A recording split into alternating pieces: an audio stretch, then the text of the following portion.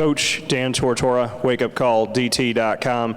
Just what you could say your takeaways have been from your time at Pittsburgh so far, the 4 seasons that you've had, maybe some words that would describe what you've been through and kind of where you're at right now as you head into year number 5.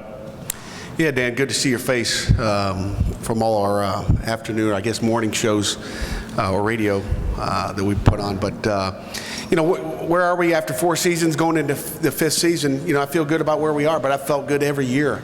I think we got great kids. I think we got great character.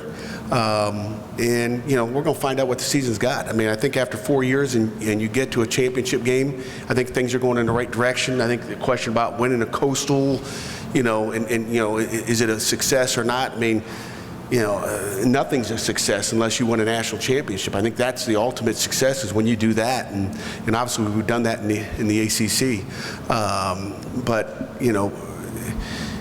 When you look at, are you happy with 10 wins and no championship or no Coastal championship? Are you happy with 7 wins and a chance to play in a championship game? So I like where this football team is, to maybe answer the question a little bit more direct.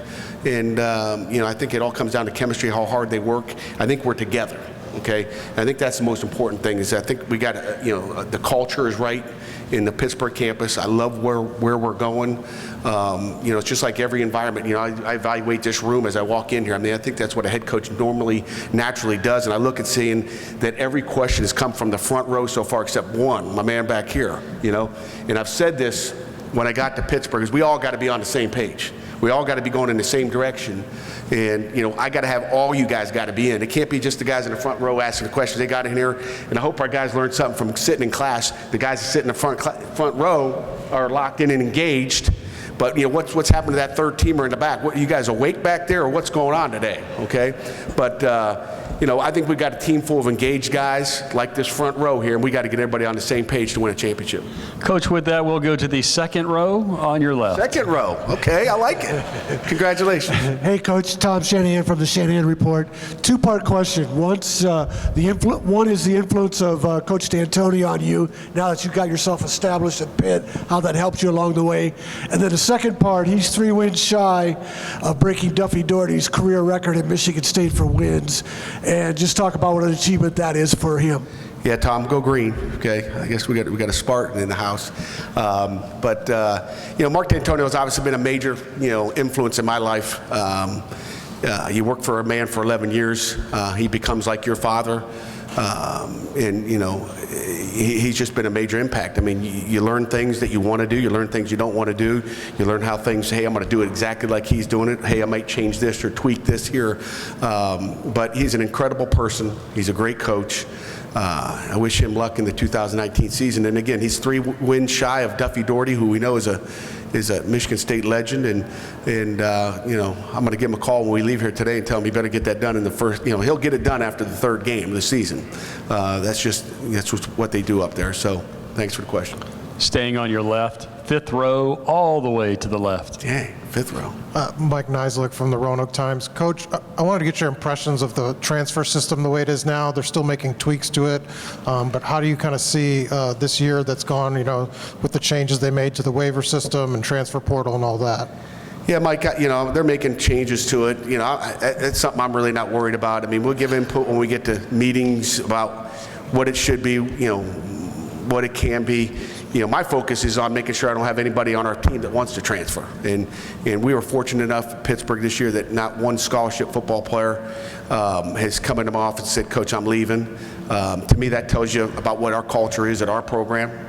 I think it's a great measuring tool as far as what we have culture-wise, and whatever they want to do. I mean, what's best for the kids, I think, is if a kid needs to transfer, wants to transfer, needs a change of scenery, I think the kids should be able to be afforded that opportunity. But I think they need to be educated. I think it's just all how you treat your players, and again, the honesty and truth that's going on in your building, I believe. And I think when you have that, you really don't have to worry about the rules and regulations. And back to the first row right, back to Dan. Coach, just what you could say about bringing in Mark Whipple as the offensive coordinator, just what you saw that you wanted to change a little bit and what Coach Whipple brings to the table. Yeah, Dan, Mark Whipple, our new offense coordinator, went through a great spring with our football program. I think he's instilled a lot of confidence in our kids. And again, the first thing he's done is really shown a leadership. And I think, Maurice talked about maybe our strength coach being, the head coach of the weight room, but my head coach can't do it all by himself. And I think, any great team has, great support, beneath the head football coach. And I've got an offense coordinator that I believe is the head coach of the offense. I got a defense coordinator that's the head coach of defense. I got a recruiting coordinator, head coach of the recruiting, and so forth. And Mark Whipple has been a head football coach. He's won a national championship. He's a leader. And I need a guy to come in and take that offense over, grab it. And again, it's not about the X and O's.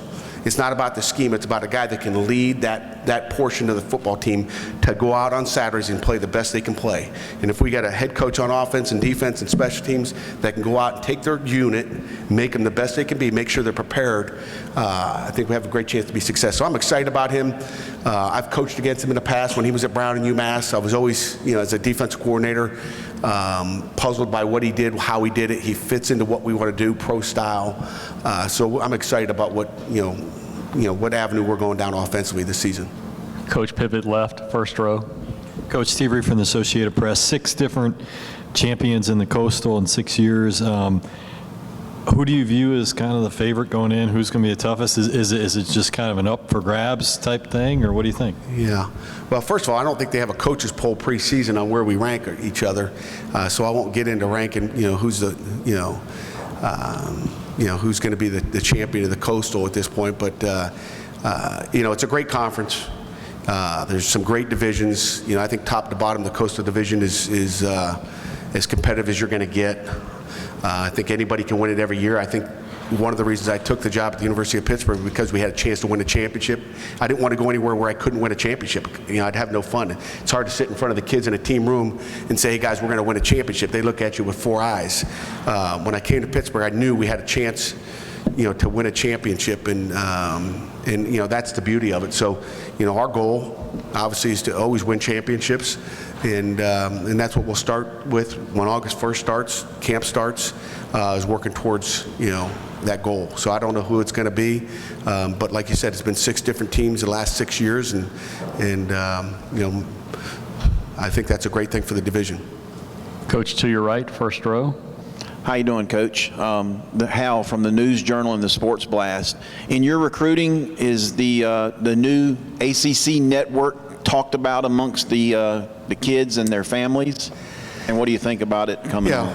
Well, the ACC network, we're obviously excited. I've been around some big-time networks like the ACC network, so I'm excited about getting back into a big-time network. And I think our kids are excited about it. We've got a new studio, obviously, in the Peterson Event Center.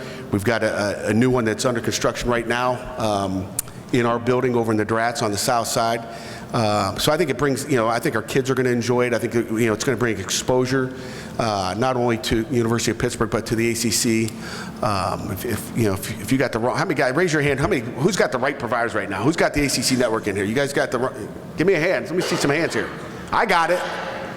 So looks like a lot of you guys better get going here. But I think it's a great opportunity for the league. I think it's time for sure. And I think we'll get the deeper we get into it, the more fun and exposure that we'll have. Coach right side, 5th row, right in the middle.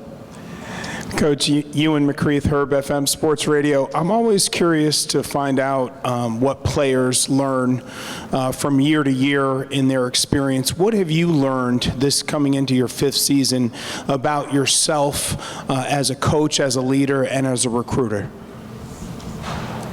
Geez, I must not be very smart. I don't know. I think as coaches, you learn daily. I mean, you learn daily. I don't think we have an hour, 2 hours in here to discuss, this point, that point. But I think the biggest thing is just they're minute things that you learn. I think you build your philosophy as a football coach, through your career. And I've had 20-some years of a career prior to being a head coach, and even as a defensive coordinator and an assistant head coach.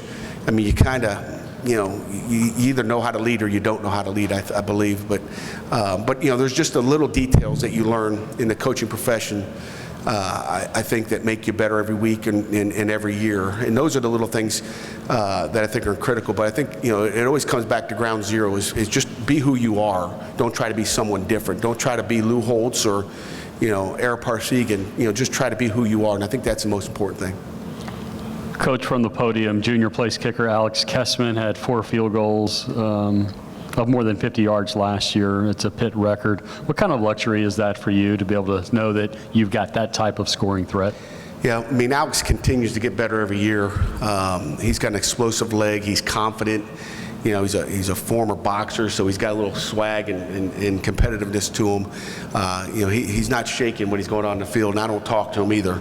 But his leg's going to be more explosive this year. So I think, it's a comfort whether it's the kickoffs going in the end zone or knowing that when he lines up, as long as he has a good snap and a good hold, that there's a real good chance that ball's going through the upright.